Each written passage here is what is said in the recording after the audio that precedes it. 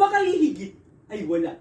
Kahit anumang sandatang makakapagpatibay sa bansa, paggamit ng sariling wika ang ating tanging tanikala.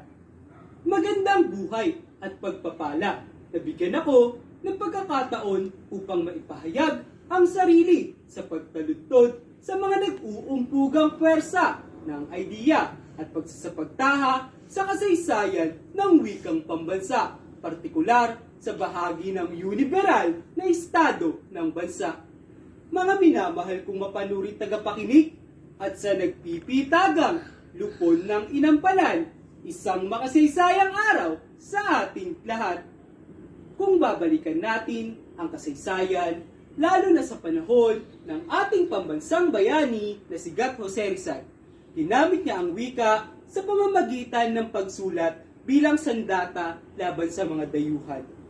Wika na nagbigay daan para sa ating kalayaan at patuloy pa rin ginagamit hanggang sa kasalukuyan. Kung ang wika ay nagamit noon ng ating mga bayani, maaari rin itong magamit ngayon sa kasalukuyan ng mga makabagong bayani. Batin natin na ang ating bansa ay may iba't ibang dialektong ginagamit. Ngunit, pinagbubuklod tayo ng wikang Pilipino. Ang tanong, dapat nga bang pahalagahan ang katutubong wika sa sariling bansa? Ang sagot ko ay oo. Magbibigay ako ng 3 dahilan kung bakit. 3 K. Una, ito ang nagsisilbing kayamanan ng ating bansa. Ngunit, paano ko ito natawag na kayamanan?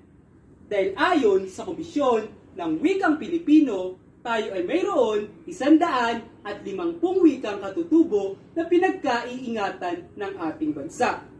Pangalawa, ito ang nagsisilbing kalakasan ng ating bansa. Kung paano ang bayani natin ay lumaban para ipaglaban ang kalayaan ng ating bansang tinubuan. Oo nga't gumagamit tayo ng wikang banyaga. Ngunit sana huwag nating kalilimutan ang ating wikang katutubo. Dahil tayo ngay may kasabihan, ang hindi magmahal sa sariling wika ay higit pa sa hayop at malansang isda. Pangatlo, ito ang nagsisilbing kultura ng ating bansang Pilipinas. Kultura na sumasalamin sa buhay ng tao. Bakit buhay? Dahil kagaya ng wika at kagaya ng buhay, ito'y maaaring mamatay kung hindi mo iingatan.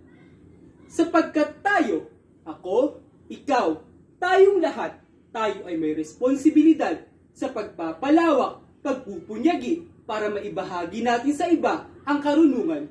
Ngunit tayong lahat, ikaw, ako, tayo ay magsisilbing sandigan ng susunod pang henerasyon.